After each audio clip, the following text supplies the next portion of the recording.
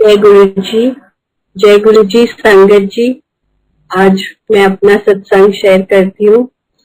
गुरु जी से हमें मिले तो हम बहुत बाद में थे, पर गुरु जी के बारे में हमें पता बहुत पहले से था। मेरे अंकल, परम अंकल और वरुण अंकल बहुत पुराने दोस्त हैं, बचपन की फ्रेंडशिप है उनकी। और वरुण हर बार हमारे को गुरु जी के बारे में बताता था। फ्रॉम 95-96 जब से वो जुड़ा, उसने बहुत बार हमें बोला कि चलो तुम लोग गुरु जी के पास चलो, पर हम लोग नहीं माने। हमारा मन नहीं मानता था उस वक्त, या हमारा बुलावा नहीं आया था। हम लोग सिख फैमिली से बिलोंग करते हैं और गुरु ग्रंथ साहिब जी को ही मानते थे, अभी भी मानते हैं वो। तो देवदाई गुरु को मानना हमारे लिए बहुत ही डिफिकल्ट था। बचपन से कभी देखा ही नहीं तो हो नहीं सकता था। फिर वरुण ने 2-3 बार ये भी बोला कि तुम एक बार आओ, जाके देखो, वो तुम्हें बुला रहे हैं, पर हमारा मन ही नहीं मानता था। somehow it was हमारा टाइम नहीं आया। फिर 2004 में हम लोग सब फ्रेंड्स काठमांडू गए। ये शायद वरुण अंकल ने शेयर भी किया है। हम लोगों ने फार ईस्ट जाना था, बट हमारा कैंसिल चेंज हो गया था इंडियन ओशन पे। जब हम लोग काठमांडू से सब वापस आए तो गुरुजी का मैसेज आया कि अपने सारे दोस्तानू लेके मेरे को ला। उस दिन निजामुद्दीन में सत्संग था, किसी अंकल आंटी ने ऑर्गेनाइज किया हुआ था। तो फिर वरुण का कॉल आया कि तुम लोग चलो, बुलाया है सबको। बड़ी कहते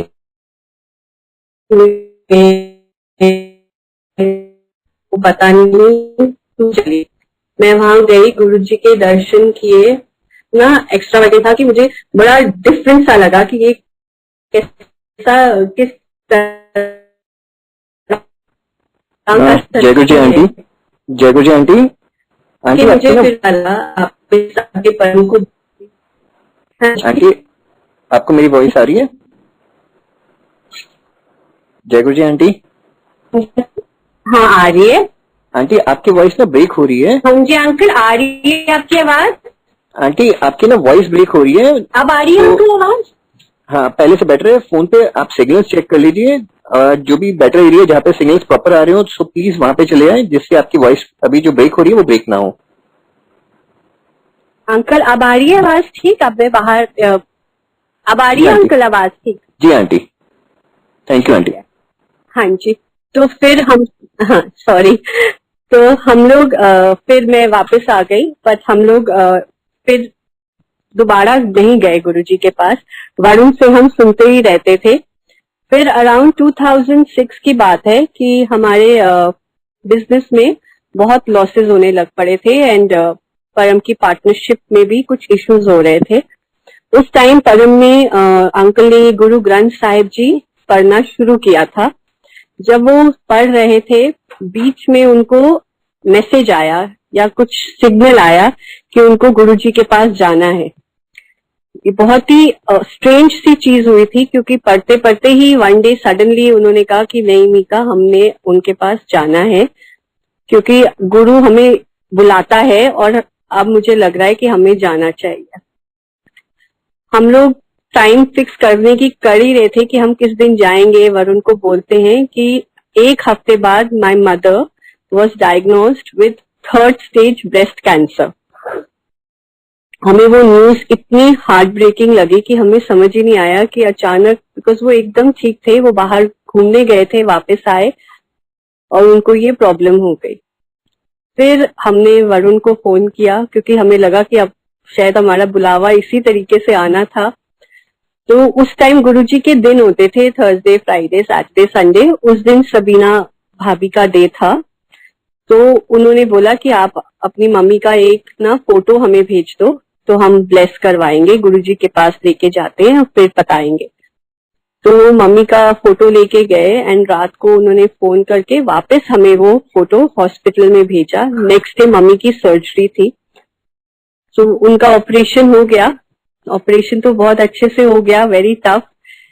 then she had to go through chemotherapies और रेडिएशन।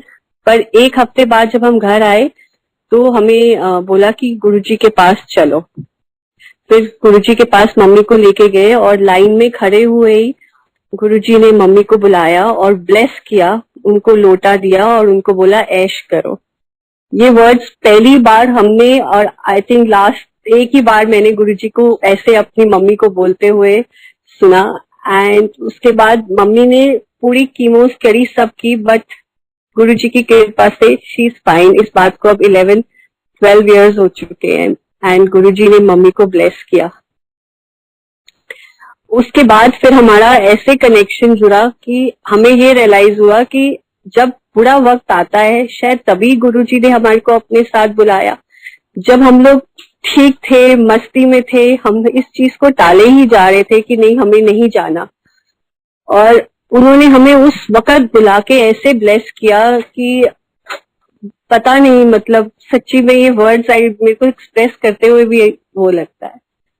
फिर मेरे हस्बैंड के काम में बहुत प्रॉब्लम्स हो रही थी। We had around 4 to 5 factories, lots of people working under us, ये सब चल रहा था, बट सब कुछ डाउनफॉल ही हुए जा रहा था।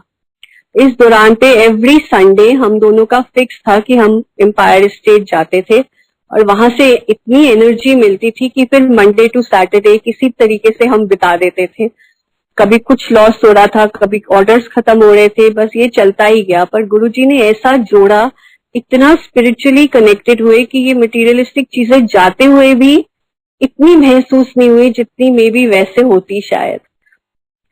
ऐसे करते करते मार्च अप्रैल तक हमें डिसीजन लेना था कि हमें सब कुछ सेल ऑफ करना है। फिर फरवरी में शिवरात्रि थी तो वरुण का मैसेज आया कि गुरुजी ने बोला है कि 500 लोगों की बस लेके आनी है। तो हमने सोचा कि कहाँ से 500 लोग लेके आएंगे, तो फिर हमें आइडिया आया कि हम अपनी फैक्ट्री के बंदों को ही लेके चले जाते हैं। फिर हमने बस ऑर्गेनाइज की और हम 500 to 550 पीपल थे और हम लोग उनको सबको ऑर्गेनाइज करके सब शिवरात्रि के दिन मंदिर आए, गुरुजी के दर्शन किए, फिर लंगर किया। और इतनी सरप्राइजिंग बात एक और हुई गुरुजी की ब्लेसिंग से कि एक अंकल ने आके परम अंकल को बोला कि आप आज लंगर वर्ता दो। मतलब इट वाज लाइक हम खड़े हुए हैं, सब बातें कर रहे हैं और किसी ने आके ऐसे बोला कि आज आप लंगर वर्ता दो। वो लंगर वर्ताने की उधर खड़े थे और 250 से 300 बंदे तो हमारे अपने ही थे और उन सबको भी लंगर दिया। और उसके बाद विद इन नेक्स्ट 1 month हमने 800 एम्प्लॉयज को, एम्प्लॉयज भी आई विल से लेबर को हमने निकाला और इतनी स्मूथली सब कुछ चले गया। सबका पीएफ, लेबर प्रॉब्लम, टचवुड हमें कुछ भी नहीं फेस करना पड़ा, कोई केस नहीं हुआ, कुछ नहीं हुआ और सारे के सारे बंदे इतनी स्मूथली चले गए। ये गुरुजी का मतलब कौन से तरीके से उन्होंने ब्लेस किया, किस तरीके से आगे आया। इतनी अजीब सी बात है कि बंदों को लेके आओ, उनको ब्लेस करो। अब इस वक्त तो इतनी लाइनें लगी होती है और उस वक्त गुरुजी ने खास 500 लोगों को बुलाया, जो बाय सेल्फ हमारे को अभी सोचते हैं तो लगता है कि उन्होंने हम पे कितनी कितनी कृपा की हुई है। बस ऐसे ही फिर हमारा टाइम तो खराब था ही, बट गुरुजी के साथ जुड़ते जुड़ते चलता गया। फिर हमें अपना घर बेचना पड़ा। जब हमने अपना घर बेचा, हमें कोई घर ही नहीं मिल रहा था because of failed businessman who lost, सब कुछ लूज कर लिया, उसको कोई लीज तो मिलती ही नहीं है और घर भी नहीं मिलता।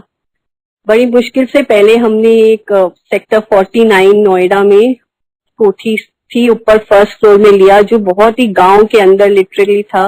मेरी 2 बेटियां थी, हमें बड़ा मुश्किल लगता था कि हम यहाँ पे कैसे रहेंगे। उसके बाद फिर हम ढूंढते ही रहे पर हमें कोई दे ही नहीं रहा था। तो जिस सोसाइटी में अभी हम सेक्टर 50 में रहते हैं, एक दिन हम वैसे ही बाहर आए और हमने कहा कि गेट पे पूछते हैं कि शायद कोई मिल जाए। हमने गेट पे पूछा तो उन्होंने बोला कि एक घर खाली है, आप उनका नंबर ले लीजिए। हमने उनको फोन किया, फोन करने से पहले अंकल ने बोला तू जय गुरुजी बोल और याद कर गुरुजी को और उनको फोन कर। मैंने उनको फोन किया, आप मानोगे नहीं, उन्होंने मतलब हमारा कुछ नाम भी नहीं पूछा, अपना एड्रेस दे दिया, हमें बोला आप हमारे घर आ जाओ।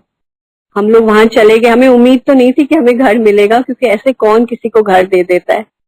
जब हम उनके घर में गए, वो एल्डरली कपल, कश्मीरी कपल है, उन्होंने हमें अंदर बुलाया और वो एकदम वाइट गोरे से, मतलब उनका भी इतना शाइन थी फेस में और इतना परसोना वैसे था कि मुझे लगा कि जैसे मुझे गुरुजी ने ही हमें ये कोई रास्ता निकाला है हमारे लिए। और उन्होंने बस हमारी फैमिली मेंबर्स पूछे, हमारा नाम पूछा और हमें अपने घर की चाबी पकड़ा दी कि तुम कल सुबह जाके घर देख लेना, अगर तुम्हें घर ठीक लगता है तो मुझे बता देना, शाम तक लीज बना के आप 2 दिन में घर शिफ्ट कर लो। आप मान नहीं सकते, मतलब हम लोग वी कैनॉट इवन बिलीव कि हमारे साथ ये क्या हो गया उस वक्त, कि जहां हमें घर ही नहीं कोई दे रहा था और ऐसे हमें किसी ने बुला के अपनी चाबी भी दे दी बिना सोचे समझे कि हम कहाँ से हैं, कौन है। ऐसे गुरुजी ने इतने इतने चमत्कार करते हैं कि बस आप अपने उनकी ऊपर अपनी डोर छोड़ दीजिए, बस उन पे विश्वास रखिए और वो आगे ले जाते हैं। बस जय गुरुजी।